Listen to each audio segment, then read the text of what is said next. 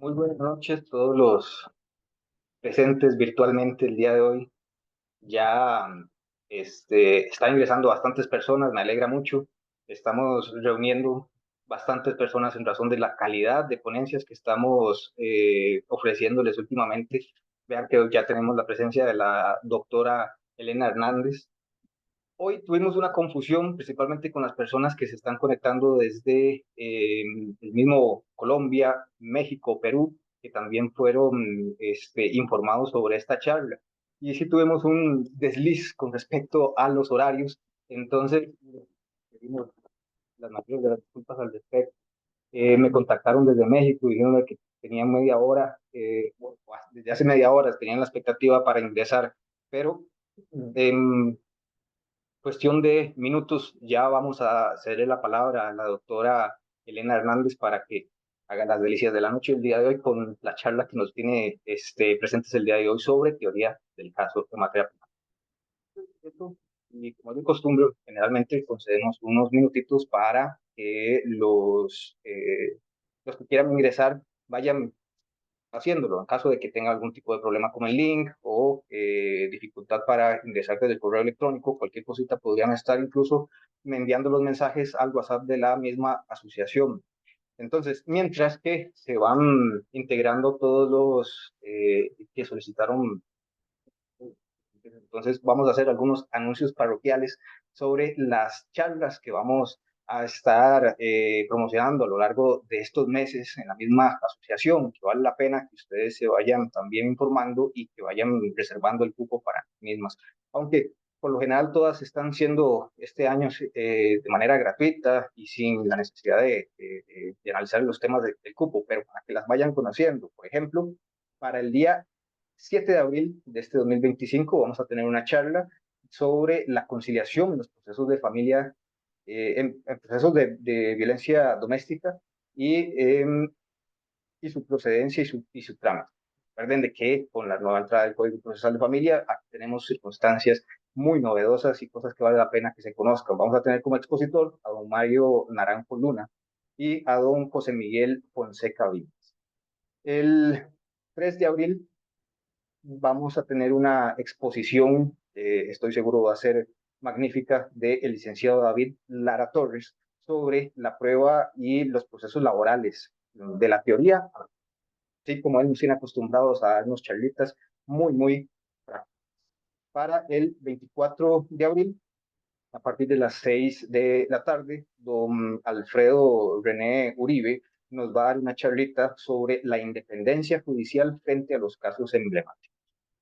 Para estas fechas, por lo menos en Costa Rica, es un tema que va a ser de bastante trascendencia. Sin entrar al fondo de lo que ha pasado los días, bueno, un día como hoy. Para el 31 de marzo, ya para ir finalizando, tendríamos una charla impartida por el máster Andrés Jiménez Vega sobre las implicaciones del outsourcing y la tercerización de los servicios en el derecho laboral. Y para el 10 de abril, a las 6 de la tarde, la licenciada Carla Gómez Fonseca nos impartiría una charlita sobre aspectos prácticos del amparo constitucional, teniendo en cuenta de que bueno, en estas alturas los recursos de amparo han sido también muy sonados dentro de la misma asociación gracias a las promociones que han realizado asociados con objeto de procurar los derechos de todos los abogados. Ahora, por todo esto, considero de que ya es muchos ya, entonces ya darle la palabra a la maestra Elena Hernández. Quiero presentarles a la maestra, la doctora, quien, bueno, a pesar de ser una gran panelista y que ha redactado una gran cantidad de artículos de mucho interés en materia penal, hay que indicarle que ella es abogada egresada de la Universidad de Medellín, es especialista y magíster en Derecho Penal en la Universidad EAFIT, con un magíster en Derecho Penal y Política Criminal en la Universidad de Málaga, España. Cuenta con una amplísima experiencia en la función judicial o en el rama judicial de su país, es decir, en Colombia. Se ha desempeñado en puestos principalmente de jueza como sería jueza penal de circuito, jueza penal de ejecución y de medidas de seguridad, así como también jueza penal municipal.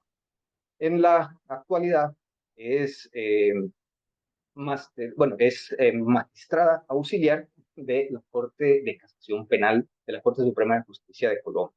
Al mismo tiempo, ella ha desarrollado también muchas funciones como docente, maestra, los que le indico maestra, en universidades o impartiendo posgrados en universidades como la Universidad del Rosario, la Universidad de Narillo, la Universidad Autónoma Latinoamericana y la Universidad Santo Tomás. También se ha desempeñado como docente en la Escuela Judicial de México.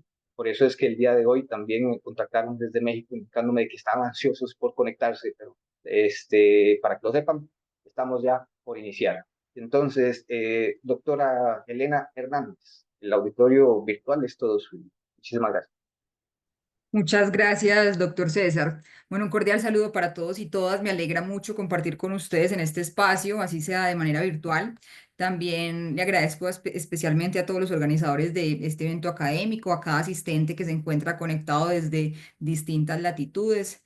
Un placer estar con ustedes. Hoy vamos a hablar un poco de la preparación de la teoría del caso en el proceso penal. Algunos asuntos serán básicos, otros van a meritar algún repaso, estarán los que no tienen tanto consenso y se deja para posteriores desarrollos, en fin, como lo dijo el doctor César, no tenemos mucho tiempo, hubo una confusión en la hora de la charla, yo estaba programada para las 5 de la tarde de Colombia, como dice en la publicidad, entonces, bueno, eso solo nos deja una hora disponible, pero no hay problema, la vamos a aprovechar. Bueno, todo lo que antecede a la teoría del caso es ese estudio de caso que a la vez va ligado con la práctica probatoria porque ambas son cuestiones de método. Se puede saber mucho de derecho penal, pero para tener buenos resultados del caso, pues se va a necesitar método. Entonces hay que ordenar, hay que planificar, hay que tener diseñado el caso de manera que no se deje nada al azar o bueno, muy poco al azar y pueda llevarse una constante evaluación de lo que se tiene y de lo que falta por recaudarse. Recordemos que por encima de todos los fines que tenga el proceso penal, pues está el de probar unos hechos, el de acercarse a lo que realmente ocurrió. Y en ese objetivo de llevarle al juez unos hechos, pues deben ser primero claros para las partes, ¿sí? Debe ser claro la forma en que ocurrieron y, y en la forma que se va a practicar esa prueba. Es decir, debemos acercarnos a la mejor representación posible que de esos hechos se le puede hacer a un juzgador o a una juzgadora. ¿Cómo hago para llevarle al juez ese nexo de causalidad entre los hechos y la evidencia? Pues mediante los medios de conocimiento, la prueba testimonial, la prueba documental, la pericial, etcétera. Entonces, finalmente, a los hechos se va a llegar a través de las inferencias. Al abordar cada uno de esos medios de prueba, pues se debe precisar tres aspectos. Primero, ese contenido del medio de prueba. Segundo, la confiabilidad de este medio de prueba. Y tercero, la forma en que es transmitida la información contenida en ese medio de prueba, pues al juez, ¿sí? Esto vamos a tenerlo en cuenta para más adelante. Entonces, a partir de los medios de prueba o mejor, se infiere que un hecho ocurrió de una determinada manera, incluso cuando estamos hablando de de un testigo presencial. Por eso les señalaba que ese raciocinio siempre es de carácter inferencial. Puede decirse que la actividad probatoria debe estar orientada hacia la construcción de argumentos que nos permitan inferir con una alta probabilidad que ciertos hechos ocurrieron de determinada manera.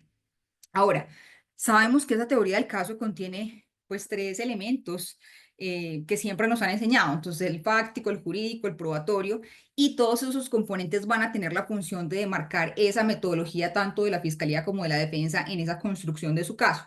Y que por supuesto va a tener variaciones dependiendo de la etapa en el proceso en la que nos encontremos. No es igual lo que yo debo tener en estos tres componentes cuando estoy en un escenario preliminar, como es la imputación o, bueno, la etapa de instrucción que consagre pues, la normativa de cada país, a lo que yo debo tener en una audiencia como la preparatoria, o a lo que yo debo de considerar en una solicitud de medida de aseguramiento, o a lo que yo requiero para solicitar una preclusión o un principio de oportunidad, o finalmente para decidir acusar o para irme a juicio, ¿sí? Eso tiene que ver con la progresividad del proceso penal y los diferentes juicios que se suscitan a lo largo de este. Entonces, el juicio de imputación, de acusación, de responsabilidad, todos esos juicios están mediados por estándares de conocimiento distinto. Sabemos que el más bajo es ese escenario de las posibilidades y llegamos al más alto, que es el que se exige para condenar. Ahí no vamos a ahondar muy poco, pero pues siempre va a estar mediado por esos estándares de conocimiento, ese desarrollo del estudio de caso y de la teoría del mismo. Entonces, ¿cómo se unen todos esos componentes práctico, teórico y probatorio? Pues, insisto, a todo se llega por inferencias. Si bien eso es lo que hace el juez al decidir, al valorar o al apreciar la evidencia, las partes también deben hacer ese proceso para, pues, ir evaluando su caso y posteriormente llegar a construir esa teoría y además determinar la calidad de la prueba para construir, pues, dichos hechos ante el juez. Hay que ponerse en el lugar de quien decide en cada momento en que estoy estudiando mi caso. Entonces, las partes, como les decía en un inicio, pues son quienes primero tienen ese acercamiento a la verdad de lo ocurrido antes de entrar a llevarle algo al juez. Las partes van recaudando material que eventualmente van a utilizar como medio de prueba y van valorando la calidad de estos, apreciando de una manera similar a como lo haría el juzgador. Luego de tener todo este material probatorio ya recaudado, pues deben analizar esa calidad de este para reconstruir esa historia, por así decirlo. Entonces, el proceso de esta construcción fáctica y de la teoría del caso puede delimitarse así. Primero, hay un acercamiento a los hechos a través de medios con vocación probatoria. Aún no sabemos si vamos a solicitarlos como pruebas, ¿sí? Segundo, hay una generación de hipótesis preliminares y actos investigativos para su delimitación. De hecho, las hipótesis preliminares siempre va a ser un ejercicio que siempre me va a acompañar a lo largo del proceso. Tercero, la claridad y concreción de hechos jurídicamente relevantes de manera circunstanciada. Ahí ya tengo, en este tercer punto ya tengo parte de la teoría del caso. Tengo el componente fáctico y de manera preliminar están el resto. Ya veremos por qué en este punto aún están en construcción ese componente probatorio y se encuentra en análisis el componente jurídico. Como cuarto punto, bueno, me pregunto por la delimitación del componente jurídico que abarca toda la construcción jurídica actual que siempre, bueno, que está cambiando, ¿sí? Ojo aquí, yo a este componente lo llamo el derecho en disputa. A veces el punto central del litigio no es tanto un asunto de hechos, porque digamos que no hay controversia en la forma que ocurrieron, sino que la discordancia está en esa interpretación del derecho, en sus alcances, incluso cuando llevamos ante el juez pues una propuesta interpretativa, ¿sí? Entonces, hemos dicho sobre esa importancia de esquematizar, de organizar la información que tenemos y la que nos falta de cara a esos hechos. Eso también debemos hacerlo con el componente teórico, jurídico de la teoría del caso. Más aún cuando vamos a discutir principalmente el derecho. A veces es más, a veces no sé, se evidencia que los litigantes son más pasivos en este aspecto porque tal vez se cree como que el derecho está acabado o sin muchos matices. Y la invitación sería pensarnos más estos escenarios posibles, ¿sí? Entonces, de hecho, los casos más difíciles no siempre son los que probatoriamente son más exigentes por el carácter especializado de ciertos medios de prueba. Con frecuencia los casos más duros son los que implican cuestionar el derecho antes que los mismos hechos, ¿sí? Este aspecto ocurre, por ejemplo, cuando establecemos, piensen ustedes, la incidencia del principio de legalidad en la delimitación de la hipótesis, cuando concretamos el tipo y el juicio de tipicidad frente a los elementos normativos del tipo, en la interpretación de la ley penal, en la relevancia de determinado bien jurídico, etcétera, etcétera, ¿sí?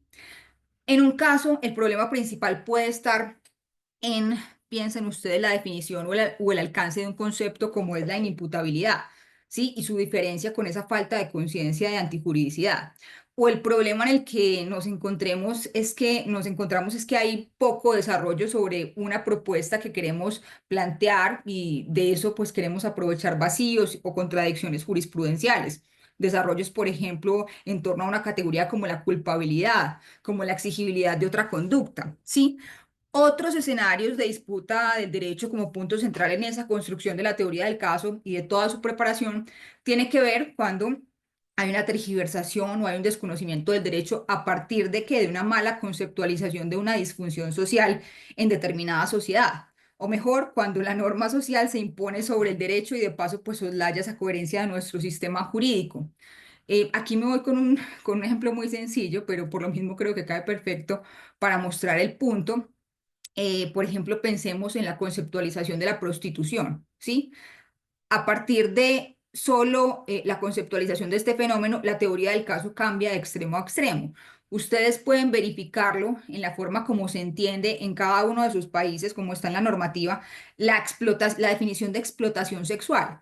Y esto va a demarcar la posibilidad tanto del ejercicio de la acción penal como del mismo ejercicio defensivo en temas como delitos sexuales, propiamente por los que implican explotación sexual o incluso trata de personas con estos fines.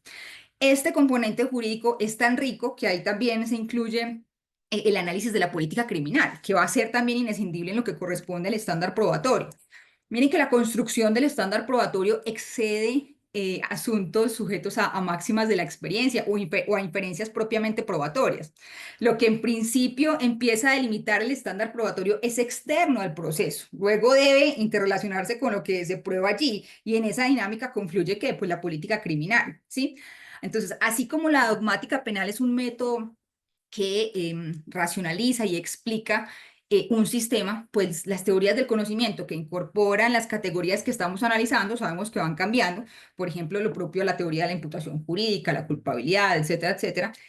Ese cambio en gran parte lo demarca la política criminal, que también tiene pretensiones de sistematicidad y de consistencia. La política criminal también se tiene en cuenta en tres momentos. Bueno, yo lo voy a resumir como así. Desde la primera valoración que se hace sobre un hecho del que se tiene conocimiento para determinar si debe ser tenido en cuenta en el sistema jurídico, es decir, en ese preliminar juicio de tipicidad ya nos estamos preguntando sobre consensos sociales de lo reprochable que es cierta situación o no, o lo irrelevante que es, ¿sí? En un segundo momento, la incidencia está en el tipo de tratamiento que se le dará por parte del sistema. Por ejemplo, en Colombia nosotros tenemos tres tipos de procedimientos penales: la ley 600, procedimiento abreviado, ley 906, que es propiamente el acusatorio ordinario. Todos tienen una naturaleza distinta, sea frente a la gravedad de los delitos, la celeridad que se pretenda o quiénes son los destinatarios de determinada prohibición normativa, ¿sí? Ese tercer momento es la definición de la situación, que sería la pregunta por ese estándar de condena en materia penal.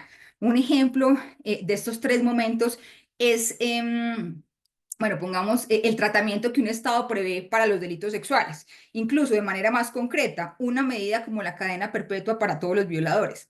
Esta primera decisión político-criminal también se va a estructurar en la forma de concretar esa criminalización secundaria, la priorización de los casos y, en definitiva, ese estándar de condena. Me atrevería a decir que, pues, una medida como este ejemplo, sí, la cadena perpetua, casi que implica un aumento al ya alto estándar que se tiene en materia penal para condenar. Entonces, no podemos creer que las consecuencias de una pena pues son inocuas a la hora de definir los criterios de ese estándar. Y esa definición puede serlo o puede concretarse por el legislador, incluso, bueno, por los mismos jueces, quienes cargan con un costo muy alto de llegar a equivocarse. Entonces, los principales problemas actuales en torno al estándar probatorio continúan siendo la subjetividad y la falta de definición clara. Ahora, si bien los criterios para determinar el estándar probatorio deben ser preponderantemente epistemológicos, pues estos no son abstractos, son criterios político-criminales, ¿sí? Bueno, y eso solo abarcando ese cuarto punto en el que hacíamos referencia al componente jurídico. Pasemos al quinto punto, ¿sí? Bueno, con los anteriores puntos claros, comienzo entonces a preparar mi caso en el sentido de adelantarme a la forma en que se va a presentar al juez, ¿sí? En este punto debo responder, o bueno, preguntarme y responderme por la fiabilidad de cada medio de prueba, las dificultades que pueden presentarse en la práctica probatoria, etcétera, etcétera. ¿Sí? De esa forma, pues ustedes deben saber si, por ejemplo, uno de sus potenciales testigos, pues es un sujeto con dificultades para darse a entender en juicio, pues siendo así esa situación les va a plantear retos a los que ustedes deben adelantarse, ¿sí? A partir de ahí eh, pueden plantearse alternativas, no necesariamente desde la misma declaración de ese testigo, sino piensen con elementos contextuales o de corroboración que deba conseguirse en ese caso, o si se cuenta con el tiempo para conocer más a su testigo, pues es posible que que puedan entender su experiencia social, los recursos interpretativos que le faltan para ayudarle a darse a entender en ese relato. Siempre visualicen cuál es la forma más clara de llevar esos hechos representados al juez. Ahora, sobre los medios de prueba, sabemos que pues, la prueba no es solo pertinente para probar unos hechos con relevancia penal o los hechos jurídicamente relevantes o incluso hechos, indicadores o circunstancias que atañan a estos. La prueba también es pertinente cuando se refiere, por ejemplo, a la credibilidad de un testigo o de un perito. Yo puedo llevar prueba a favor o en contra de determinado grado de aceptabilidad de un principio técnico o científico del dictamen del perito. Eso se puede. Entonces, valorar es evaluar esa veracidad de la hipótesis sobre hechos controvertidos a la luz de esas pruebas que están disponibles. Esa hipótesis pues puede aceptarse como verdadera cuando ese grado de probabilidad sea suficiente y para todo esto debemos verificar esos criterios de valoración que empleamos, que deben arrojarnos pues un resultado de mayor probabilidad que cualquier otra hipótesis alternativa sobre esos mismos hechos. Entonces, fíjense que los tres componentes que tiene la teoría del caso son a su vez esos presupuestos metodológicos para hallar la verdad en el proceso penal, pues que emplea el juez. O sea, los mismos pasos que recorre el juez para valorar y llegar a su decisión son los que finalmente las partes deberían recorrer también a lo largo del proceso en su estudio de caso, en su preparación de caso, para saber qué tienen, qué pruebas necesitan, qué tanto aportan lo que ya van recaudando, en fin. Entonces, esa metodología del juez para valorar, que también las partes efectúan en ese estudio de caso, se concreta pues, en tres pasos muy sencillos. Bueno, contienen muchos subtemas, pero primero simplemente se extrae la información del medio de prueba de manera objetiva y sin valorar aún. Segundo, se estima esa fiabilidad de esa información, ¿sí? Y ahí se hace como una suerte de valoración individual de cada uno de esos medios de prueba. Ya luego se realiza la valoración en conjunto a modo de corroboración, ¿sí? Y pues tercero, ya se hace la pregunta por ese estándar probatorio, ¿sí? Muy bien, hasta aquí ya tenemos dilucidado aspectos elementales del estudio de caso. Entonces vamos a profundizar en dos aspectos de la preparación de la teoría del caso, propiamente pertenecientes a ese componente probatorio.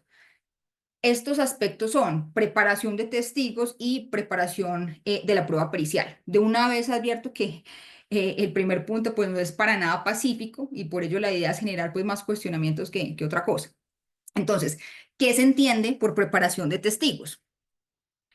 Partamos de algo general. Preparar un testigo se ha entendido como asegurarse de sus dificultades y fortalezas ante el juicio y de esa manera poderlo ayudar a declarar ante el juez de la forma más clara posible, de acuerdo con sus conocimientos de los hechos o de su percepción sobre estos, en fin. Ahora, al menos en el ordenamiento jurídico colombiano no hay normas que nos hablen de esta preparación. Entonces, la tendencia mayoritaria, que a su vez ha sido el origen de preparar testigos, la encontramos más que todo en Estados Unidos. ¿Sí? Está tanto en su doctrina como en jurisprudencia y en los manuales que se han ido tomando de ejemplos en otras latitudes. Existen bastantes manuales de litigación penal puntualmente pues en el sistema adversarial, que recomiendan ampliamente la preparación de testigos. Esto se traduce en que se adelanten reuniones privadas con los testigos como parte de ese estudio de caso o de esa preparación de la teoría del caso, ¿sí? De hecho, hace algunos años tuve la oportunidad de ser coautora en el libro Lineamientos para un Código de Ética en la Litigación Penal Oral, en cooperación con la Embajada Americana y el Centro de Estudios de Justicia de las Américas, y ahí también se planteó la necesidad de preparar testigos en ese ejercicio de decantar la calidad de información que pues lleváramos a juicio, ¿sí? Ahora, es importante escuchar pues las voces que alertan, incluso los detractores de esta práctica de preparar testigos, y es importante escucharlos para ajustar muchos asuntos que no han sido ni siquiera bien delimitados, eso es cierto. Un primer asunto en lo que de hecho tiene razón un detractor de esta práctica que tiene un artículo muy bueno sobre este tema, Juan Sebastián Pajardo, ustedes deben conocerlo, es la falta de concreción del contenido de preparar un testigo. ¿Hasta dónde se llega? Tampoco tenemos mayores desarrollos ni consensos de cómo prepararlos. No. La Corte Penal Internacional distinguió en el caso Thomas Lubanga a modo género-especie entre lo que es familiarización y examen preparatorio de los testigos. Em, el segundo, lo que tiene que ver con el examen preparatorio de los testigos, la corporación lo prohibió, mientras que la familiarización sí la señaló como legítima, ¿sí? Y esta básicamente tiene que ver con que el testigo pues se acostumbre a ese escenario en el que va a declarar, el lugar físico, los procedimientos, que se le diga lo que puede esperar de esa declaración, informarle sus derechos, en fin. Ahora, esta distinción que hizo la Corte Penal Internacional pues es muy restrictiva y en gran parte pues contraria a lo que se ha entendido y avalado por preparación de testigos, que incluye pues mucho más que ese escenario de familiarización. Entonces, pues volvamos a los detractores de la práctica de los testigos. Se señalan dos principales motivos para estar en contra de esta práctica. Primero, se afirma que aumenta los problemas de prueba testimonial, o sea, va a contaminar más fácilmente ese testimonio, ese testigo. Y segundo, pues que aumenta los riesgos de consecuencias disciplinarias para los abogados. Pues claro, como no se tiene delimitado bien ese escenario de las reuniones privadas. Entonces, frente al primer punto, pues de entrada me atrevo a responder que precisamente para contrarrestar o evidenciar la contaminación del testigo, pues tenemos la práctica de las pruebas, especialmente lo atinente a un buen interrogatorio cruzado. El segundo motivo de preocupación, los riesgos derivados de la preparación del testimonio, pues frente al abogado defensor, bueno, o incluso a la fiscalía, pues por una eventual responsabilidad disciplinaria o penal, pues nuevamente aquí tendríamos que decir que esto en parte se debe a la ausencia que tenemos de reglas sobre lo que se puede o no se puede hacer en esta práctica, ¿sí? Nos faltan también consensos al respecto. Pues la función propia de asesorar al cliente, de reunirse con testigos, todos estos son escenarios que deben ser afrontados por el litigante y por supuesto pues generan riesgos, es propio de la misma función.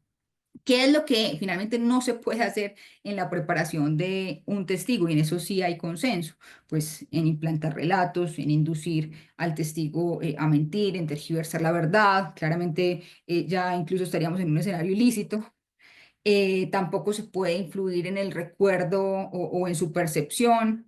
No se puede pedir al testigo que no narre un hecho o que se calle algo que conoce y puede ser perjudicial. Eh, pues callar parcialmente la verdad corresponde de hecho a la descripción típica del delito de falso testimonio en su modalidad omisiva. Entonces, incluso pues aquí el abogado podría terminar de determinador del delito de falso testimonio, ¿sí? Hay muchas prácticas conocidas y aceptadas de preparación de testigos que pues no están prohibidas, pero que de cara a lo que debemos cuidarnos, ética, profesional y disciplinariamente, pues debemos tener precaución. Entonces, para saber qué práctica emplear, cuidando la información del caso y cuidándonos de responsabilidades, pues es recomendable prever al menos dos criterios. Uno, preguntarnos qué tanto esa práctica pues nos ayuda a obtener mejor información. Segundo, preguntándonos cómo ayuda esa práctica al testigo para transmitir mejor esa información al juez, ¿sí? Miren que en el primer criterio, pues el primer criterio es más general, en el segundo ya incorporamos más particularidades del caso sabiendo qué potencial testigo tenemos. Entonces, si la mejor forma de obtener esa información del testigo es conocer su relato espontáneo, abierto, descriptivo, pues entonces vamos ahí descartando modalidades de preparación del testimonio que pueden poner en riesgo esta información. Por ejemplo, ¿qué? La realización de preguntas sugestivas, ¿sí? Entonces, contrario a ello, lo que podemos es optar por ir preguntando al testigo de acuerdo a la información que él mismo propone, ¿sí? Una vez obtenida la mayor información posible de su percepción de los hechos o de lo que sea que esté dando cuenta el testigo, pues vamos a poder advertir debilidades y fortalezas de cara a esa transmisión de ese conocimiento que se pretende llevar al juez o debilidades y fortalezas de nuestra teoría del caso. Miren que son escenarios distintos. Si lo que yo me encuentro es un testigo con problemas de lenguaje, de expresión, de dar a conocer lo que vio, sintió, escuchó, percibió, pues la preparación de la parte consiste primero en ser puente para que ese testigo pueda darse a entender mejor sin modificar algún recuerdo, alguna apreciación de los hechos. Mm, Bueno, para eso primero la defensa o la fiscalía debe, miren, algo tan básico, pero que a veces parece que no se tiene en cuenta. Lo primero que hay que hacer es que comprender al testigo. Debe acercarse a su contexto, a lo que quiere decir con determinada expresión, a las razones por las que no sabe describir determinada situación que sí vivió, ¿sí? Una vez eso está claro, como parte puedo tomar decisiones frente a la forma más adecuada de llevar representados esos hechos al juez. Puede que en ese proceso de preparación del testigo definitivamente me dé cuenta que no va a ser suficiente la riqueza descriptiva en la que él narra los hechos, entonces pues deba buscar medios de corroboración que permitan explicar lo que el testigo no dirá o las razones de la ausencia de cierta circunstancia en el relato, es decir, explicar al testigo a través de otros medios. Em, sí, muchos escenarios allí. También podemos estar ante otro escenario y es que a partir de la preparación de testigo encontramos debilidades y fortalezas, pero ya es en nuestra teoría del caso, no en el relato del testigo. Digamos que es claro, es consecuente, es detallado, etcétera. Ahí la intervención que debe hacer la parte es de cara a la construcción de su hipótesis y la búsqueda de más elementos que le sirvan para ese caso, no de intervenir como tal en el testimonio.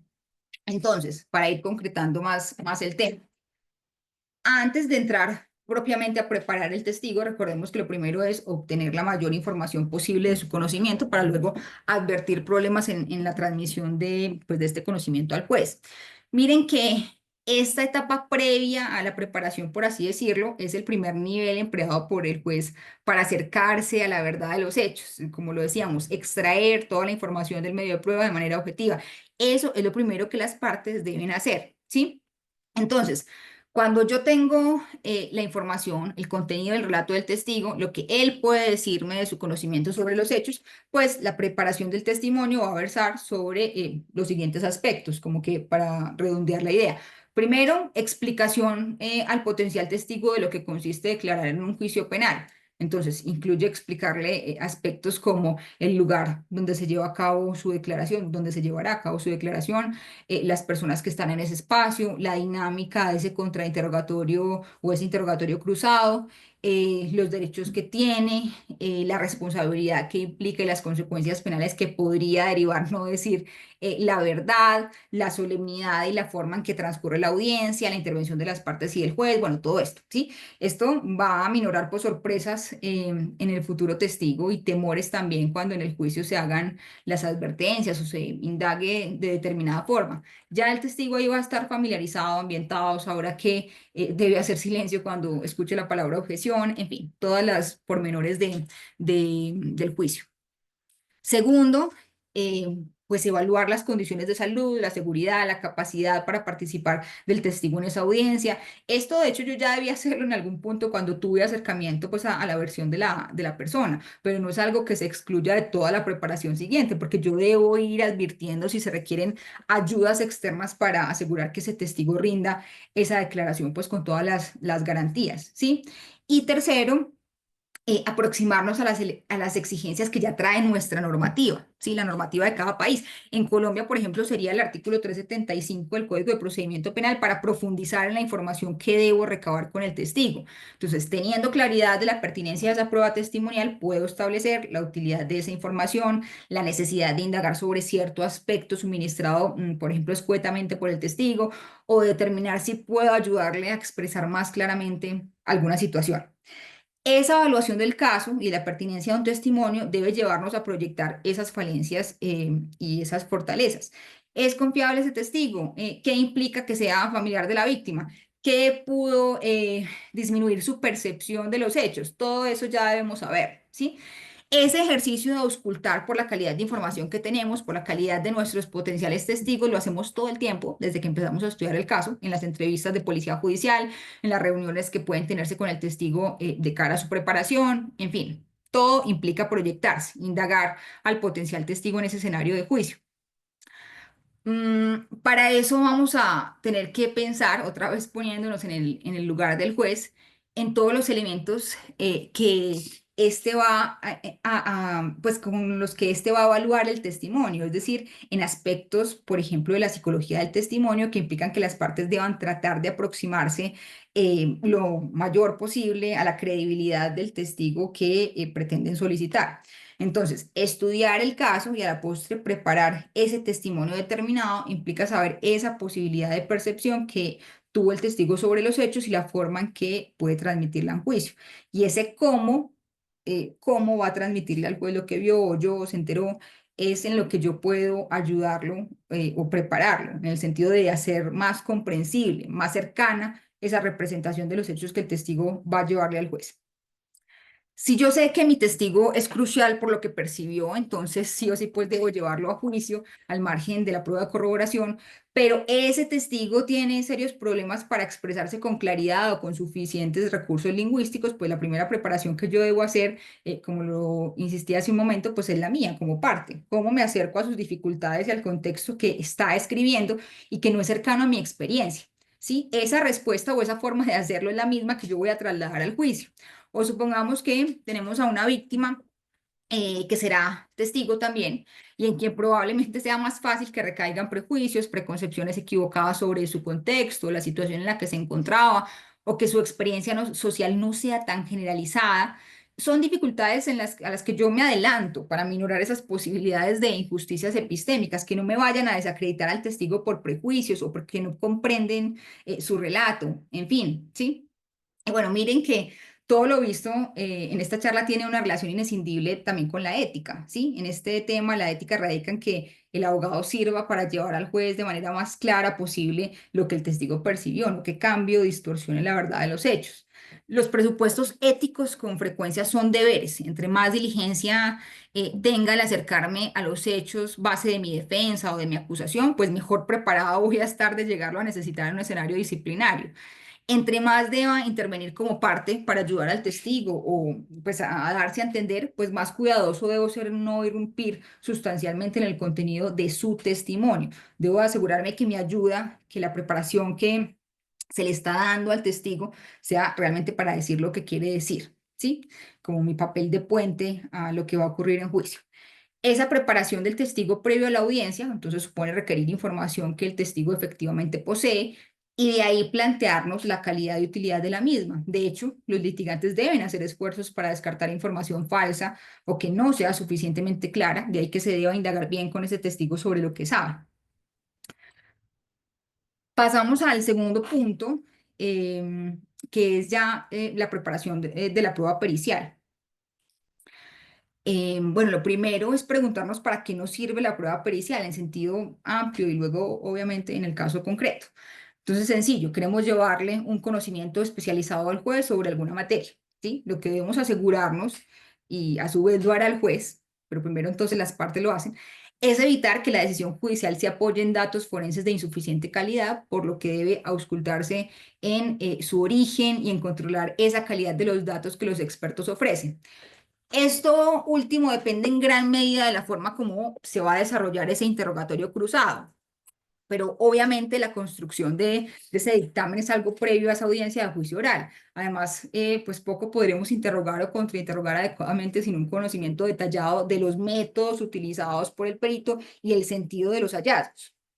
Entonces, debemos asegurarnos de la idoneidad y de la fiabilidad de la prueba pericial. La primera, en cuanto a la formación específica en el empleo de las metodologías utilizadas. Y la segunda, en cuanto a ese respaldo empírico, es decir, los estudios experimentales, observacionales que soporten la validez y la precisión en los métodos, ¿sí? En ese sentido, al valorar la fiabilidad de la prueba pericial y su relación con la hipótesis, pues deben verificarse criterios propios de la forma en que se han obtenido esos hallazgos, de la aceptación de las herramientas empleadas por la comunidad científica, etcétera, etcétera, ¿sí? Al respecto, recomiendo este texto de Marina Gascón Avellán, Ideas para un control de fiabilidad de las pruebas forenses, un punto de partida para seguir discutiendo. Este artículo lo encuentran en el Manual sobre Derechos Humanos y Prueba en el Proceso Penal. Entre los puntos interesantes que plantea el artículo se señala algo que debería ser una obviedad, pero parece que no lo es porque continuamos viendo las mismas falencias en juicio, que con frecuencia son falencias de preparación del determinado medio de prueba y de la respectiva teoría del caso. ¿Sí? Entonces, se dice aquí en el artículo que es esencial que los expertos comuniquen a los tribunales los resultados de sus análisis de una manera precisa y rigurosa, evitando una terminología no solo ambigua, sino que transmita más certeza de la que su técnica es capaz de ofrecer. En otras palabras, hay que evitar que ese perito exagere sus resultados o que no se explique el proceso para llegar a estos resultados. Por ello, allí Marina Gascón aduce la necesidad de que jueces adopten medidas para examinar las cuestiones relevantes que pueden afectar la fiabilidad de la prueba pericial. Recuerden, algo que las partes también deben hacer, pues siempre se adopta la función o la figura del juez cuando yo evalúo o preparo en este puntual caso, pues hablando de la misma prueba pericial. Entonces, una de las opciones que se plantea en el artículo es la elaboración de preguntas concatenadas como guías en estos casos.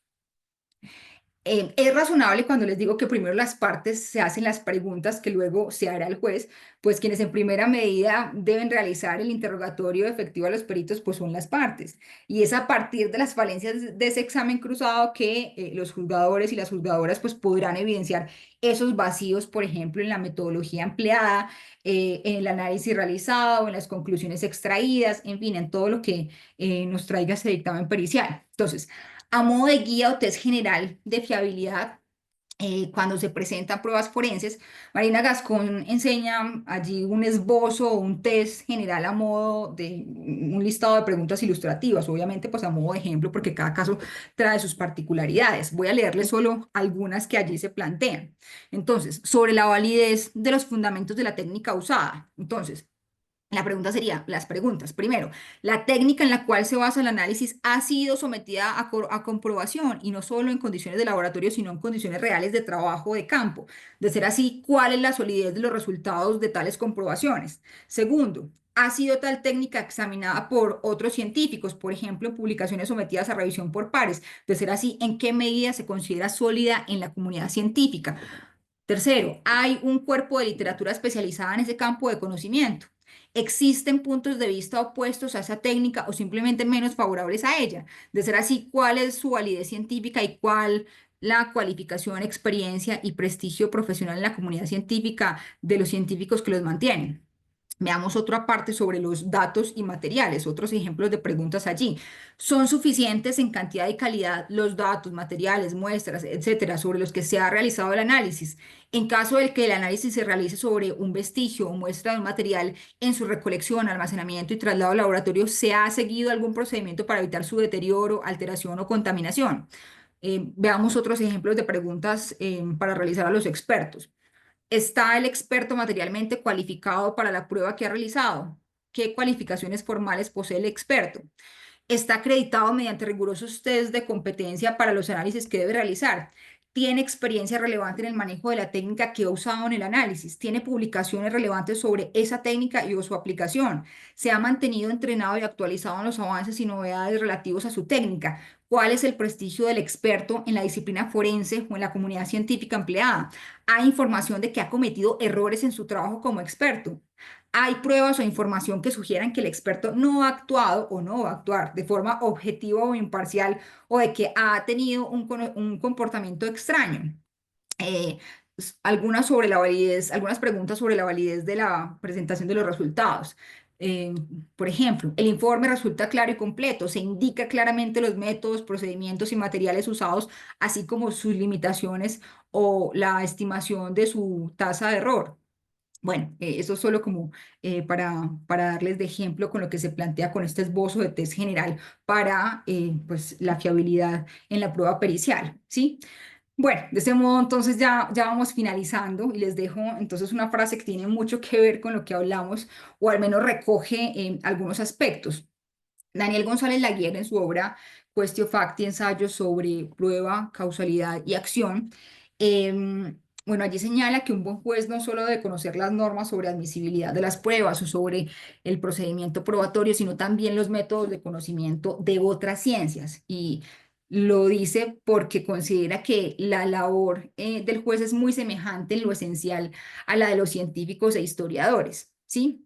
Entonces, miren que ese proceso reconstructivo y analítico, pues también lo hacen las partes, incluso añadiendo un campo investigativo, o sea, mucho más amplio. Entonces, dejo aquí por si tienen preguntas, comentarios, reflexiones, en fin, y muchas gracias, un placer estar con ustedes.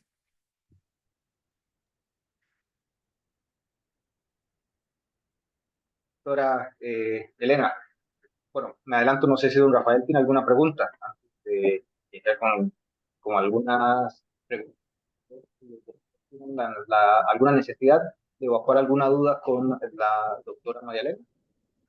No, no, solamente decirles a las personas que nos acompañan que después de que la doctora Hernández se retire, porque tenía un compromiso previo a las 8 de la noche, hora de Colombia, César y yo nos vamos a quedar haciendo un análisis de lo que la doctora de muy buena manera ha explicado y también hacer ver que don César Redondo, quien está moderando, ha puesto en el chat de mensajes Perfecto, el manual. las diferentes obras de las cuales usted ha hecho mención, doctora, el Perfecto. trabajo del doctor Sebastián Fajardo sobre lo que él llama la familiarización de los testigos, en este caso, y la crítica que hace de lo que muchas personas no hacemos, el manual y las conversaciones que se han tenido alrededor con Marina Gascón y don Daniel Ayer, que son las personas que también en este caso han estado trabajando. Ciertamente, doctora, nosotros hemos tenido la posibilidad de tener a Sebastián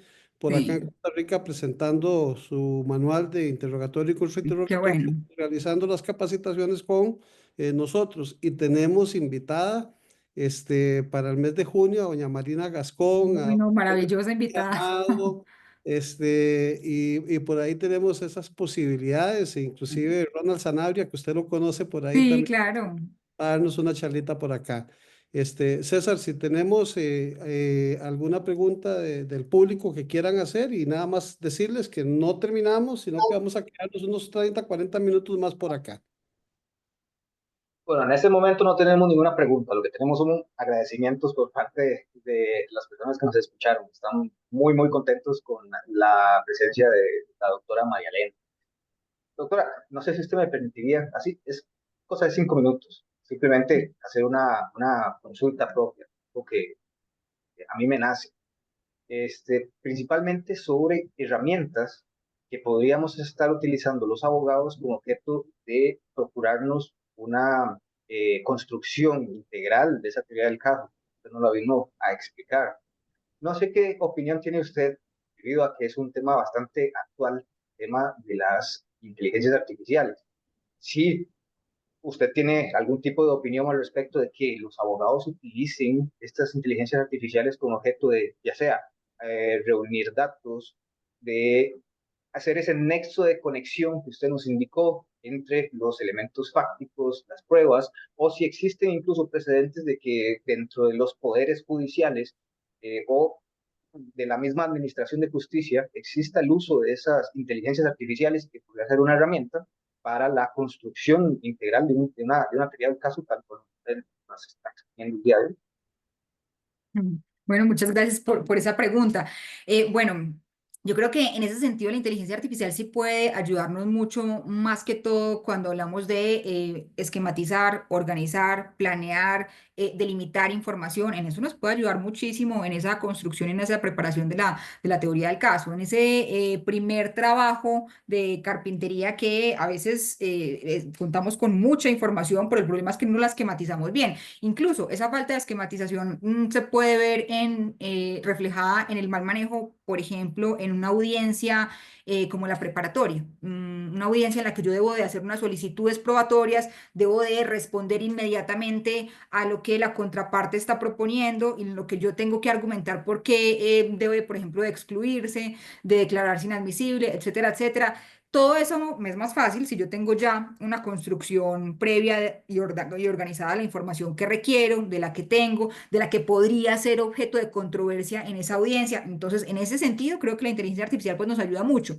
Ahora, ya puntualmente para que nos ayude a tomar decisiones de fondo, pues claramente sí presenta muchas falencias que son las mismas que presentaría incluso el raciocinio humano, es decir, el tema de los sesgos, el tema de la clasificación de información que a veces no sea de tan buena calidad, eso sí o sí debemos hacerlo, eso sí es función humana. Entonces, creo que la inteligencia artificial sí nos aportaría mucho, pero para tema de organización y delimitación de información.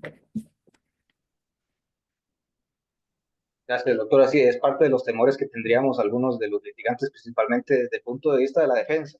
Pero yo considero Exacto. de que ese tema de los sesgos no vendrían a perjudicar únicamente la defensa, porque como usted lo indica, una inteligencia artificial que haya sido de alguna manera guiada tal y como lo haría una persona, un ser humano, también podría desarrollar esa discriminación incluso dentro de una víctima y podría interpretar que al ser una persona vulnerable no tendría, o más bien la revictimización de la misma era algo natural. Entonces, considero de que efectivamente tiene toda la razón. Tendría que ser una aplicación o una herramienta para la construcción de la teoría del caso, pero más allá hay que discutirlo. Habría que hacer un simposio totalmente diferente. Pero se lo agradezco mucho, profesora. No sé si Doctora, para los efectos, aquí nosotros en la asociación tenemos estudiantes y tenemos abogados, litigantes y veo que hay inclusive algunos jueces conectados. Tenemos gente desde México, tenemos desde Valencia, España, gente que nos ha saludado. Eh, Siempre se dice de que nosotros como abogados, sea desde el Ministerio Público, sea desde la defensa, tenemos que tener claro el planteamiento de la teoría del caso Sí. y el manejo de esa teoría del caso no debería de variarse dentro del proceso cuando estamos en la etapa de juicio, en la etapa plenaria específicamente. ¿Qué recomendación nos podría dar usted para efectos o qué es lo que nosotros tenemos que considerar a la hora de establecer esa teoría del caso, que no nos venga a generar sorpresas en el proceso? La constante evaluación de la calidad de la información que yo voy adquiriendo a lo largo del proceso. Por eso le señalaba que obviamente la progresividad de ese ejercicio de la acción penal pues va a dar cuenta de unos niveles de conocimiento distintos. Yo al inicio puede que tenga una cantidad de hipótesis que todavía no me permita decantarme por alguna porque el nivel de la información que tengo pues es muy alto o bueno, o lo contrario, todavía no tengo mucha información y apenas me estoy acercando a eso que pudo haber ocurrido. En ese primer nivel, entonces, ¿hay un inicio de construcción de la teoría del caso? Sí, pero digamos, todavía me es imposible bajo ese estándar de conocimiento tener esa seguridad con la que yo voy a irme a juicio, voy a irme a acusación, etcétera, etcétera. ¿Qué me va a mí a ayudar, digamos, en esa claridad frente a esa configuración o esa estructuración de la teoría del caso? Pues la constante evaluación que yo haga sobre la fiabilidad de la información que voy recaudando. Por eso yo señalaba que finalmente la metodología que tiene el juez para hallar la verdad es la misma que yo hago cuando evalúo mi caso. Entonces, ¿qué información tengo? ¿Cuál es la fiabilidad de cada una de estas? ¿Cómo esa información además puede corroborarse a manera de valoración conjunta de la prueba, por así decirlo? Todo eso yo lo vengo haciendo y es lo que a la postre va a ser el juez. Por eso cuando a veces dicen que deben ponerse en lugar de la contraparte, pues eso no es suficiente. Hay que ponerse en el lugar de la contraparte y en el lugar del juez, ¿sí? Sí, ya me están comprometiendo a hablar de situaciones. Doctora, sé que estamos próximos a que usted se tenga que retirar. Mire, me dicen. Se puede hablar de los estándares de prueba y los testimonios dados en otros procesos. Yo he venido trabajando, doctora, con un planteamiento que inclusive Sebastián Fajardo en su libro también lo trae a nivel de Colombia, y es la posibilidad del uso de testimonios de juicios anulados para efectos de credibilidad. Hablar sobre el estándar de prueba, pues conlleva, yo sé que a mucho tiempo. Cuando usted habla de la necesidad de ese estándar de prueba, de la suficiencia probatoria para derribar el principio de presunción de inocencia, hacia dónde nos estamos acercando con una teoría del caso que nos lleve a ese estándar que nosotros requerimos, licenciada. Simplemente, bueno, ese estándar de prueba, ustedes saben que, bueno, ahí hay mucha discusión sobre lo que realmente son los criterios que determinan ese estándar de prueba. Y no es lo mismo el estándar que yo necesito para una solicitud, digan ustedes, de medida de aseguramiento, para una pretensión de acusar, con el estándar de prueba para emitir una sentencia condenatoria. Entonces, ubicándonos en ese último escenario, ¿cómo traducimos ese estándar de conocimiento? En que no existan hipótesis compatibles con la inocencia del procesado.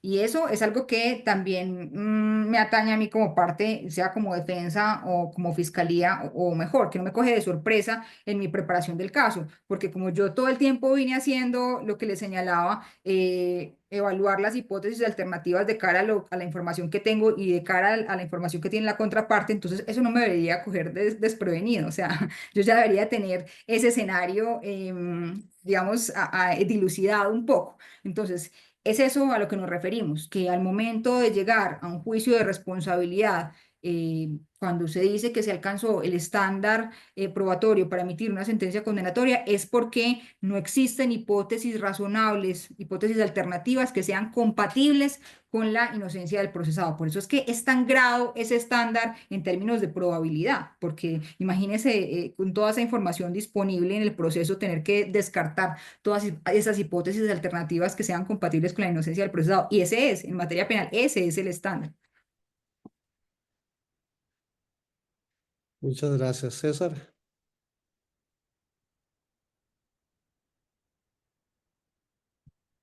Maestra, la verdad es que el tiempo se nos va y queremos respetarle este compromiso que usted tiene. Entonces, no sé si le gustaría darnos nada más un mensajito para los litigantes y los estudiantes nuevos que estamos enfrentando. Yo me considero un estudiante nuevo, siempre voy a seguir siendo estudiante, que nos enfrentamos a este tipo de procesos en donde incluso habiendo construido una teoría del caso, pero asumiéndose que tiene una característica muy dialéctica que va a estar variando siempre, ¿cómo podríamos nosotros estar, por lo menos una frase motivacional, de cómo podríamos nosotros estar valientemente enfrentándonos a procesos en donde vamos a tener siempre una teoría de caso y que nos podría estar cambiando de manera abrupta, incluso en la fase ya de debate?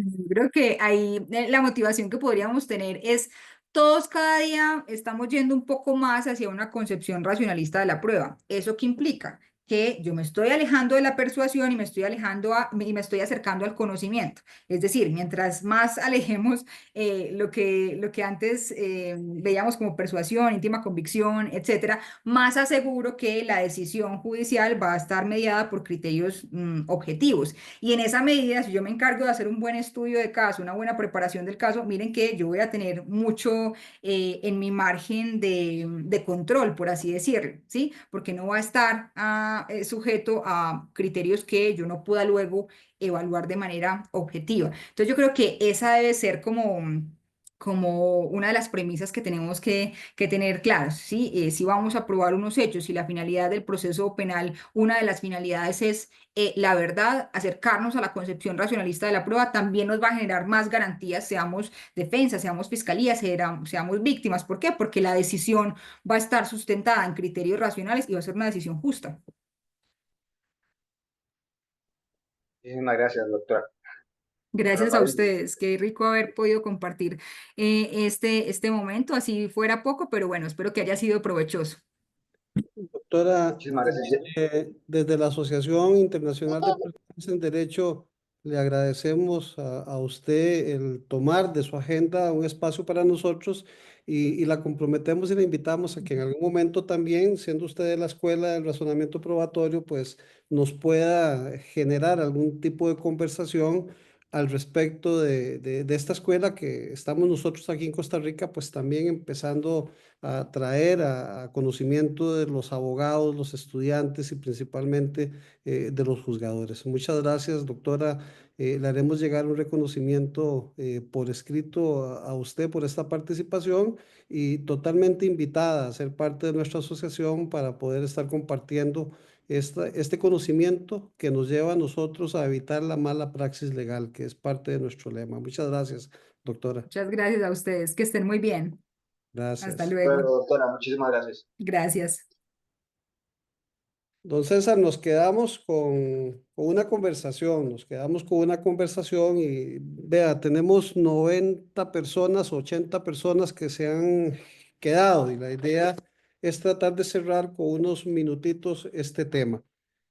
De acuerdo a lo que la doctora Hernández nos ha dicho, la teoría del caso es el resultado de la conjunción de las hipótesis fáctica, jurídica y probatoria que va a manejar el fiscal y la defensa respecto de un caso concreto. O sea, estos tres elementos que nos ha planteado la doctora es lo que nosotros tenemos que tener claridad y saber manejarlo. Diríamos que la teoría del caso es una formulación de la hipótesis que cada una de las partes pretende sea acogida y aceptada por el juez para el dictado de la sentencia.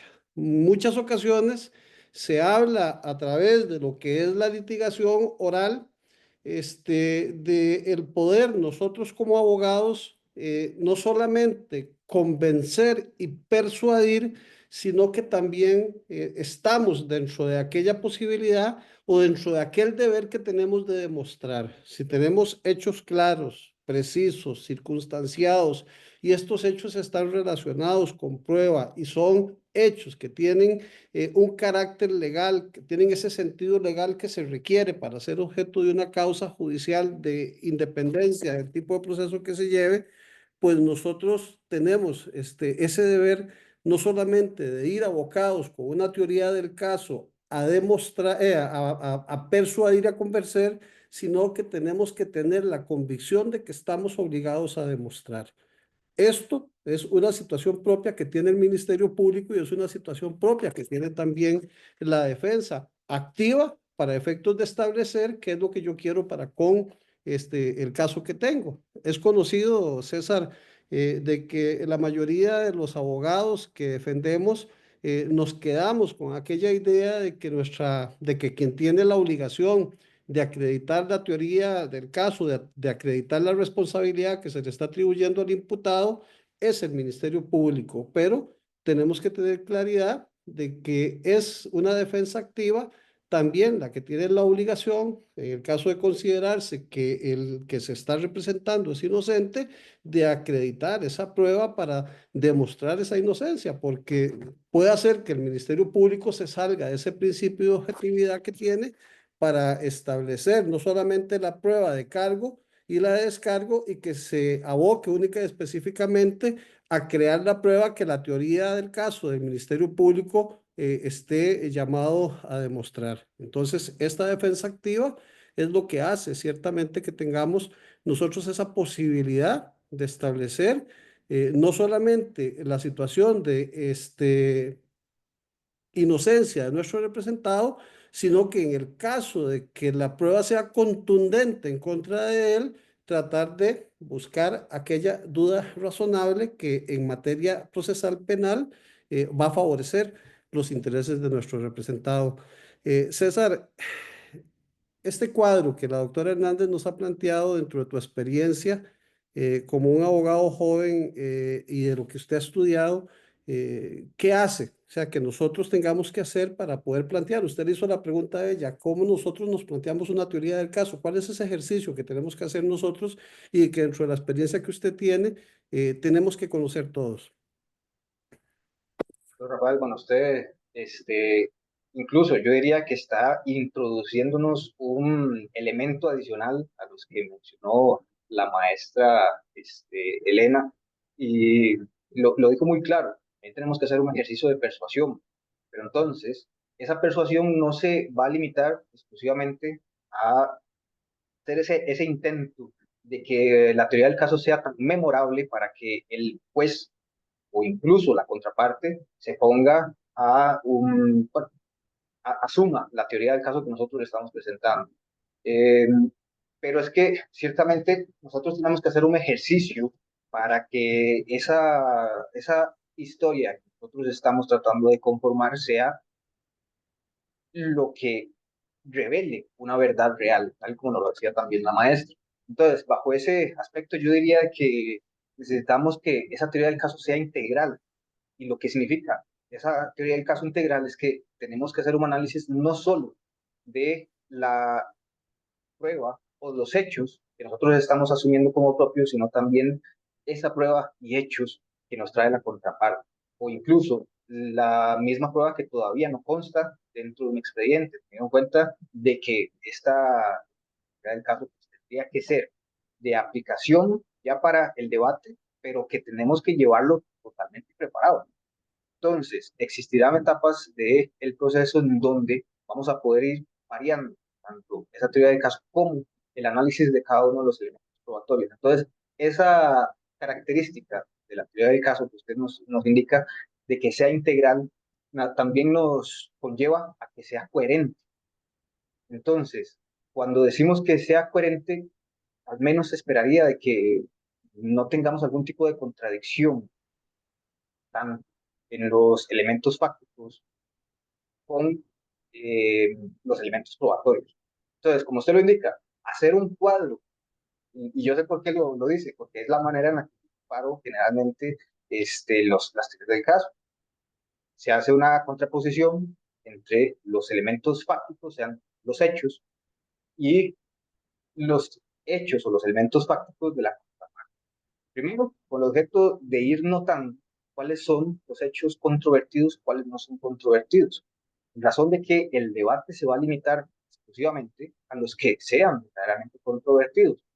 De esa manera también podemos hacer un análisis en ese mismo contexto de un cuadro, por así decirlo, de cuáles son los hechos que nosotros tenemos la necesidad así imperativa de demostrar, de asumir o de darle una connotación, un elemento probatorio que nos facilite a nosotros indicarle a un juez, esta es la verdad real, o por lo menos la verdad histórica de los hechos que le estamos, que se está exponiendo en un debate.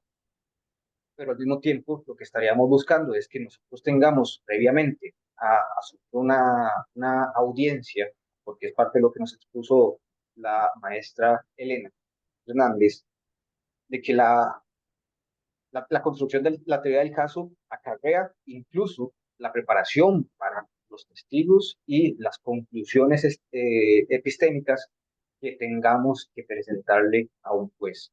Entonces, yo diría que en la etapa final del debate, también esta teoría del caso que nosotros hayamos construido debería de ser lo más clara posible y incluso breve.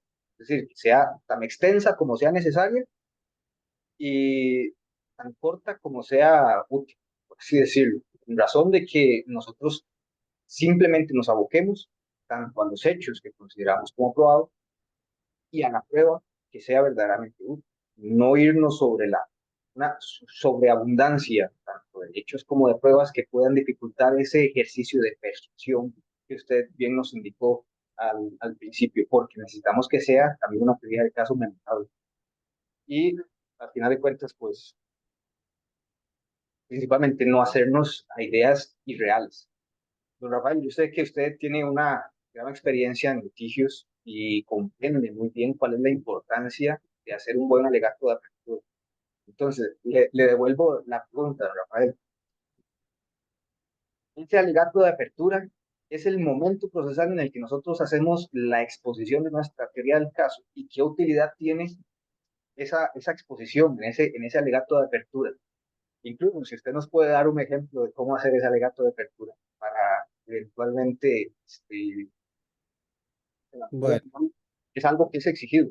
Pero también de- nosotros en materias donde es facultativo y a veces nos sorprenden, a mí me ha pasado en materia laboral, y realmente no se hace, pero hay uno que otro juez que le gusta y uno lo sorprende. Licenciado, o sea, alegato de apertura.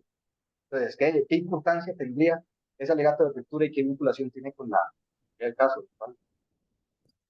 ok, este, la doctora Hernández fue clara en indicar que la teoría del caso se genera a través de todo el procedimiento. El procedimiento en materia penal tiene cuatro fases relevantes: la fase de investigación, la fase complementaria, la fase de juicio, inclusive la fase de ejecución que la dejamos por fuera. Ella dice de que este ejercicio científico que se utiliza con la teoría del caso debe de realizarse en los diferentes momentos en que se desarrolla la prueba en las diferentes etapas. Y fue clara en indicar que nosotros no podemos empezar a desarrollar la teoría de las diferentes audiencias. O sea, tenemos que estar preparados para cada una de las etapas sobre lo que nosotros vamos a plantear. La teoría del caso debe ser el producto de los resultados obtenidos en la investigación, que es lo que dice la doctora. Tenemos hechos, tenemos que ver si estos hechos tienen relevancia jurídica y con base en esas pruebas, qué es lo que nosotros tenemos. Cuando estamos en la etapa reina, digo yo, la etapa de juicio, ciertamente nosotros como abogados vamos y escuchamos la teoría que plantea el Ministerio Público, que es la acusación. En un proceso oral se supone de que no debería ir el Ministerio Público a leer el cuadro acusatorio, pero es lo que se ha estilado en Costa Rica, inclusive a la hora de establecer la querella. Esa acusación es la teoría del caso que el Ministerio Público lleva planteado, por lo menos en la etapa de juicio. Sin embargo, hace un par de décadas, cuando yo empecé a litigar y participaba en algunos juicios que iba a ver para tratar de adquirir experiencia, que es una de las recomendaciones que se hacen a los estudiantes, uno escuchaba al Ministerio Público plantear la pieza acusatoria, escuchaba al querellante plantear la querella, y cuando se le daba la palabra a la defensa para efectos de pronunciarse al respecto de la pieza acusatoria, que es el alegato de apertura, en muchas ocasiones se escuchaba a la defensa decir que no se iba a pronunciar al respecto de la pieza acusatoria bajo el contexto de que dentro de la dinámica o la teoría que él tenía planteado iba a dejar los hechos para efectos de conclusiones, o iba a expresar cuál iba a ser su teoría hasta las conclusiones. Bueno, con el nacimiento de las escuelas de litigación, con el nacimiento del razonamiento probatorio a través de la escuela de Girona, empezó a cambiar un poquitito esta situación y empezaron los abogados a establecer, por lo menos en la defensa, y a conocer, de acuerdo a los estudios que se hacen de los libros de litigación, de los manuales de interrogatorio, los manuales de contrainterrogatorio, de la necesidad de plantear un alegato de apertura. O sea, cuál es la necesidad de ese alegato de apertura, y no dejar al tribunal y no dejar al juez única y específicamente con lo que es la pieza acusatoria. ¿Por qué? Porque el juez escucha la pieza acusatoria y se queda con esa lectura. El alegato de apertura de parte de la defensa es el momento que se tiene para hacerle ver al juez cuál va a ser la teoría del caso que se está manejando, cuál es la contraposición que se tiene contra el cuadro fáctico que el Ministerio Público está planteando, y además de eso, cuál va a ser la estrategia dentro del proceso. De ahí nace inclusive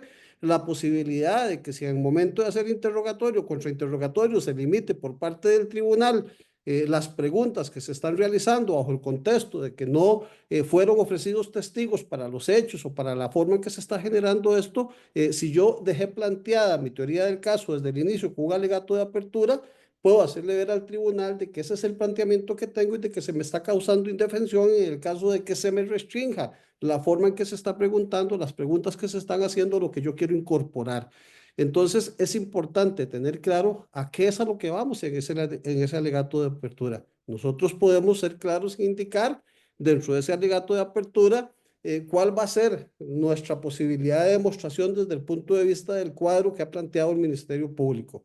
Podemos hacerle ver al tribunal que nosotros vamos a demostrar en juicio que los hechos que está planteando el Ministerio Público no son congruentes con la realidad, en virtud de que tenemos X testimonio, X prueba que va a contradecir lo que el Ministerio Público ha estado indicando, y que eso se va a demostrar en el desarrollo del proceso. Podemos hacerle ver al tribunal en un alegato de apertura que los hechos que se están enmarcando en la pieza acusatoria no se corresponden con lo que al efecto establece el artículo 303 de nuestro Código Procesal Penal en relación con la claridad, la precisión o la circunstanciación que se tiene que tener para la forma en que los hechos han sido acreditados. O sea, si existen defectos en la pieza acusatoria, si existen nulidades, desde ese momento ya yo quiero plantearlo y voy a planteárselo al Ministerio Público sin hacer un descargo de la prueba que hay, pero sí es importante tenerlo. César, me gustaría tratar de compartir y hacer un pequeño análisis que yo he planteado, que se llama, yo planteo con la teoría del caso un análisis que a nosotros en algún momento en la parte de la administración de una empresa nos dicen que tenemos que hacer. Yo digo que si manejamos una teoría del caso en donde tenemos que conocer esos tres elementos fácticos, esos tres elementos que componen la teoría del caso, nosotros podemos desarrollar lo que se llama una valoración FODA. O sea, la valoración FODA es cuáles son las fortalezas, las oportunidades, las debilidades y las amenazas que tenemos con esa teoría del caso que nos estamos planteando para efectos de poder verificar ciertamente si el planteamiento que tenemos y la investigación que hemos hecho nosotros está correspondiendo con lo que el expediente nos está dando. Tenemos que conocer qué es lo que tiene el Ministerio Público, cuáles son las fortalezas que tiene el Ministerio Público, cuáles son las fortalezas que tenemos nosotros con la prueba de descargo, con los testimonios que tenemos, cuáles son las debilidades, cuáles son las oportunidades que tenemos dentro del proceso para saber si nos acogemos a una medida alterna y cuáles son las amenazas que podríamos tener dentro de ello.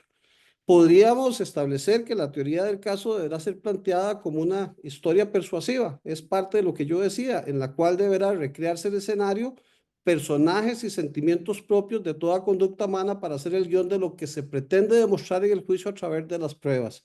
Yo he sido crítico de lo que se ha estado indicando con la Escuela de Litigación Oral. O sea, se nos quiere decir a nosotros que tenemos que aprender a hablar bonito, de que tenemos que saber comunicar historias, comunicar ideas o comunicar expresiones, pero no es solo hablar bonito, sino conocer la teoría del delito. Y esto es parte de lo que nosotros tenemos que aprender. O sea, tenemos que contar historias con sentido legal. Eso es lo que nosotros tenemos que establecer al desarrollar esa teoría del caso. Hechos claros, hechos precisos y hechos circunstanciados.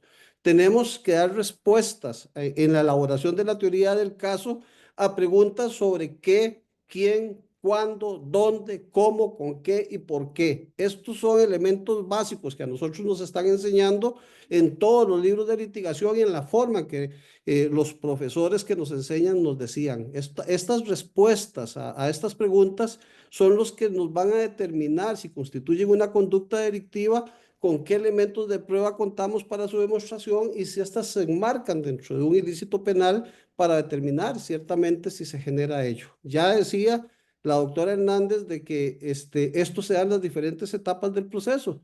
Al conocerse la investigación penal, ahí nos tenemos que cuestionar todo ello. Al formularse el requerimiento conclusivo, el Ministerio Público, cuando realiza la pieza acusatoria, pues está también dándonos respuestas a todas esas preguntas: ¿qué pasó? ¿Cuándo pasó? ¿Cómo pasó? De ahí es donde nace el hecho claro, preciso y circunstanciado en la audiencia preliminar, que nosotros desafortunadamente no le estamos dando el sentido que tiene esa audiencia preliminar, en el alegato de apertura, que ya lo hemos conversado, en la forma en que se va a producir la prueba en el debate y en el alegato conclusivo. O sea, la teoría del caso debe nacer desde el inicio, con los hechos, con la investigación, con las pruebas que se tienen, saber si vamos a ir a una etapa preparatoria, a una etapa en donde en una audiencia preliminar podemos establecer un sobreseimiento o no, y estar preparados no solamente para este alegato de apertura, sino que también estar preparado para saber cómo es la forma en que vamos a producir la prueba, desde los testigos hasta los peritos que podríamos tener. La licenciada o la doctora Hernández nos habló de la preparación de testigos, de la familiarización. Y cuando hablamos de preparación de testigos, no estamos hablando de venir a adoctrinar al testigo para que éste sepa qué es lo que va a decir. Es que nosotros tengamos el conocimiento desde que entrevistamos a la persona que nos está llegando a oficina, desde que sabemos que vamos a llevar a un testigo, de qué es lo que sabe este testigo. Hay una máxima que se dice de que yo no puedo hacer una pregunta si no conozco la respuesta. Y esto solamente se conoce con esa preparación. Si yo estoy ofreciendo un testigo para un proceso, debo de tener claridad de qué es lo que ese testigo me va a informar, o sea, cuál es la información que tiene y qué es lo que me va a responder y saber hasta dónde, pero también de eso estar preparado para saber cuándo termina un interrogatorio o cuándo termina un contrainterrogatorio. También tenemos que estar preparados para saber si el testimonio que brindó un testigo afectó nuestra teoría del caso. Si no afectó nuestra teoría del caso, pues no tenemos necesidad de preguntar.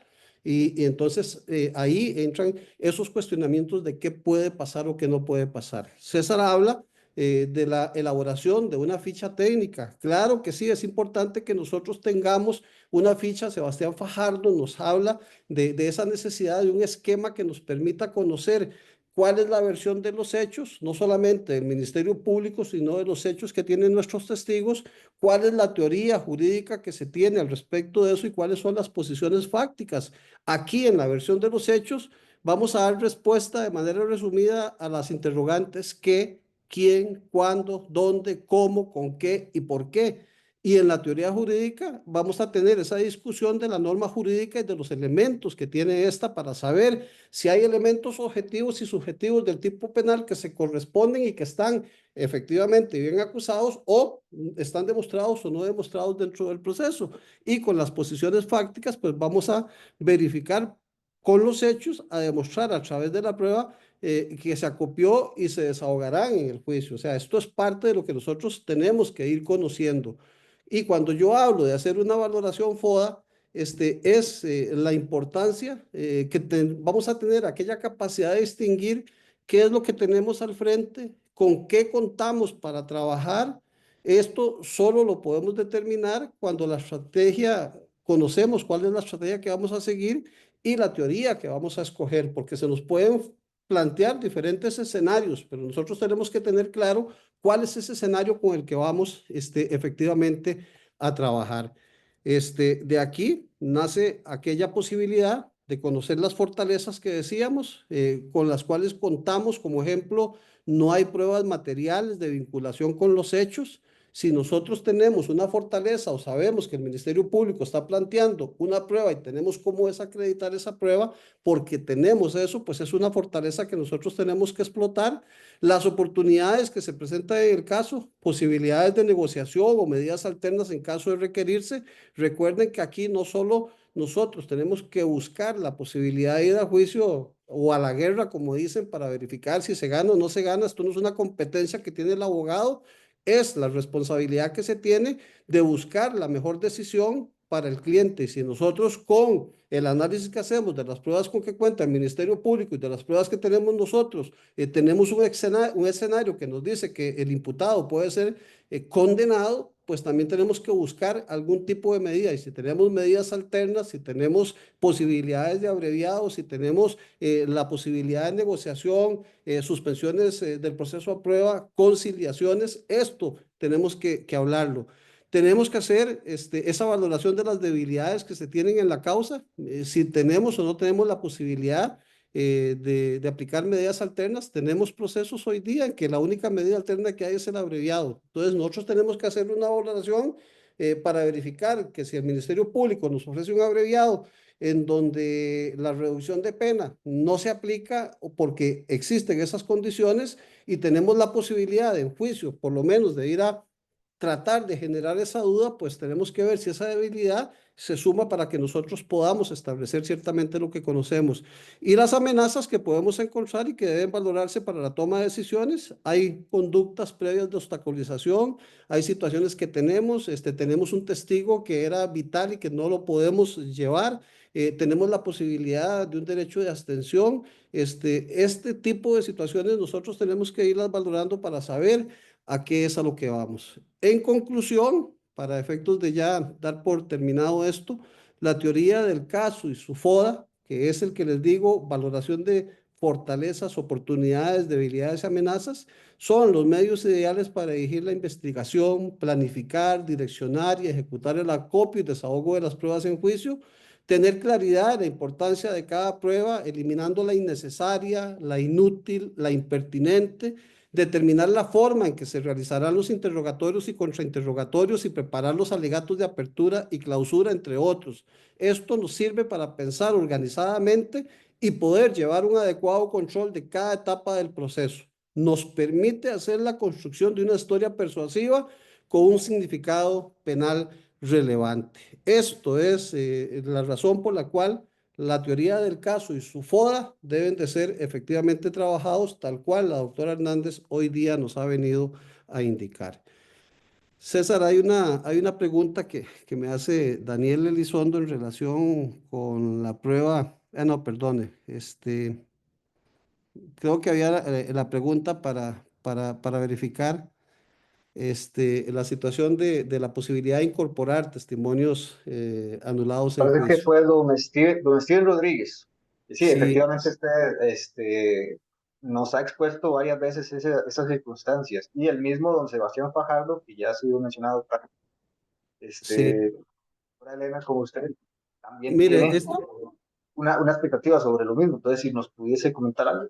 sí, sí, mire, esto es un trabajo que se ha venido realizando desde algún tiempo atrás en relación con algunos procesos en los que nosotros podemos no solamente incorporar prueba para efectos de credibilidad en virtud de cambios que se nos generan en las diferentes circunstancias del proceso.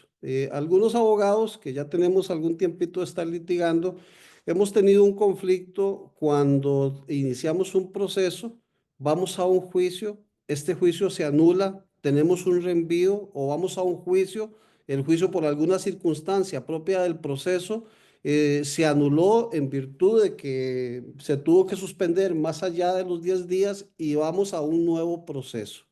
O nosotros nos encontramos que en el expediente judicial tenemos manifestaciones de un testigo que ha sido entrevistado por el Ministerio Público, tenemos una declaración indagatoria y el imputado no se abstuvo de declarar en juicio y declara alguna circunstancia que ya estaba remitida en esa situación. Y nos hemos llevado la sorpresa de que en el juicio de reenvío llega la víctima después de que había en un juicio brindado un testimonio y en el nuevo juicio llega a cambiar totalmente el testimonio que ya había rendido en el juicio anulado. Un testimonio que se hizo bajo la fe de juramento y un segundo testimonio que se está haciendo bajo la fe de juramento. Existía de nuestra parte y ya en consideración de algunos otros colegas que en su oportunidad lo habían alegado, el hecho de hacer una valoración de que este testimonio que se dio en un juicio anulado, si se podía traer al nuevo juicio para efectos de establecer la razón por la cual esa víctima o ese testigo en un juicio en las mismas condiciones había hecho una manifestación y hoy día está cambiando su manifestación. Ya hay resoluciones de la sala de los tribunales de apelación de Cartago, Heredia y Goicoechea, inclusive votos con la licenciada Rosaura Chinchilla, don Alberto García, tengo votos del Tribunal Penal de Cartago y situaciones en donde, dependiendo de la forma en que nosotros gestionemos esa prueba, se puede o no se puede ciertamente utilizar. Bueno.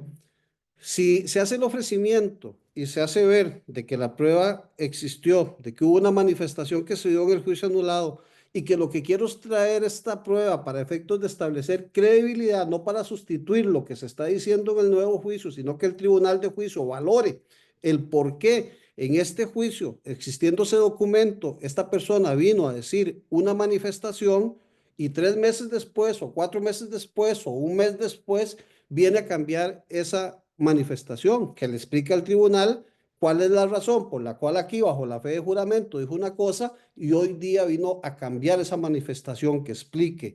El tribunal de apelación ha dicho que es factible, Primeramente, porque si bien es cierto, la teoría que hay es que lo que se anula no existe, la verdad es que sí existe ese documento, se guardan los respaldos de juicio y se tiene establecido de que esa manifestación está ahí.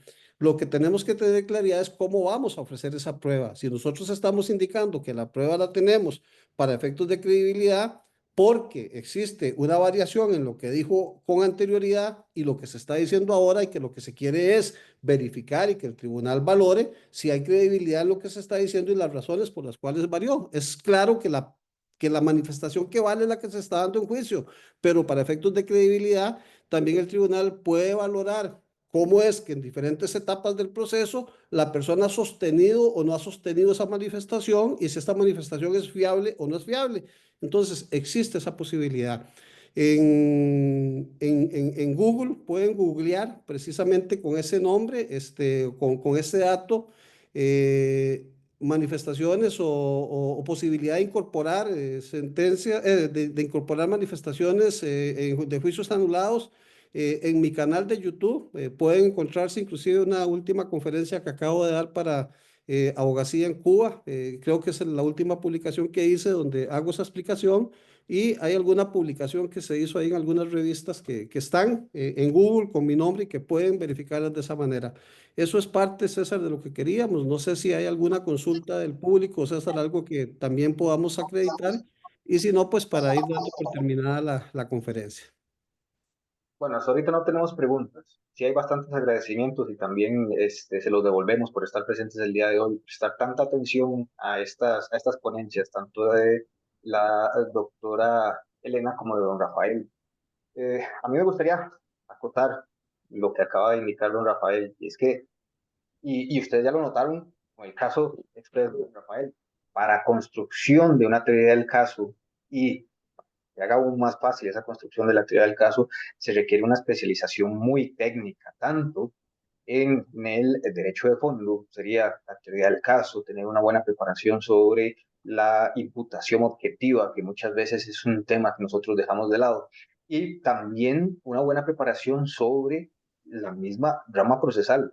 Como lo indica don Rafael, un proceso judicial no necesariamente tiene que llegar a la fase de juicio para darle una terminación y una satisfacción a nuestro representado. Podría ser el caso de que dentro de nuestra misma estrategia, dentro de nuestra misma expertise, por lo menos en la materia procesal, tengamos las oportunidades de darle un término o una medida alterna mediante incluso la colaboración con algún ente administrativo que nos facilite algún tipo de conciliación, sea el caso de los delitos eh, los delitos culposos en Costa Rica, que generalmente son muy dañinos, pero existen medidas alternas. Por tanto, yo considero que también uno de los elementos que viene a diferenciar una buena teoría del caso es la preparación técnica, que ustedes como abogados, como estudiantes, puedan facilitarse a sí mismos.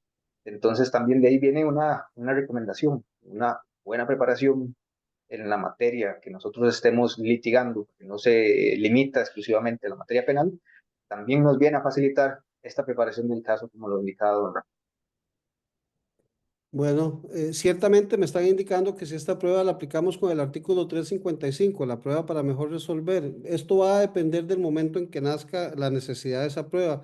Ciertamente, si nace del testimonio que se está recibiendo en juicio, nosotros podemos ofrecer el documento que nosotros queremos como una prueba para mejor resolver, pero la amparamos en el principio de libertad probatoria, artículo 182. O sea, nosotros tenemos la posibilidad de ofrecer la prueba que sea lícita y que sea necesaria para establecer la teoría del caso que nos hemos planteado. Por eso es importante desde un inicio saber hacia qué es a lo que vamos. Ya la doctora Hernández y quienes hemos estado estudiando al respecto, sabemos que lo más importante para conocer cómo nos vamos a desarrollar nosotros en juicio es el conocimiento total que tengamos del proceso, la investigación que estemos realizando y el conocimiento que tengamos claramente de cada una de las pruebas que existen en el proceso, claramente de los hechos que el Ministerio Público está acusando y claramente del conocimiento que tenemos de esa prueba. Esto es lo que se requiere para ello y es con lo que debemos contar. Muchas gracias a todos. Agradecerles la participación y invitarlos a seguir conectándose en estos eventos de calidad que hemos estado tratando de tener con invitados de lujo. Créanme que tenemos invitados de lujo y que no va a dejar de ser parte de nuestra asociación Hecho. Muchas gracias, don César, por ayudarnos en esta moderación y por permitirme a mí meterme, que me tuve que meter porque la idea era las 2 horas con la licenciada, con la doctora, pero el error que tuvimos, pues tuvimos que improvisar para poder estar con todos ustedes. Muchas gracias. Muchas gracias. Tengan muy buena noche.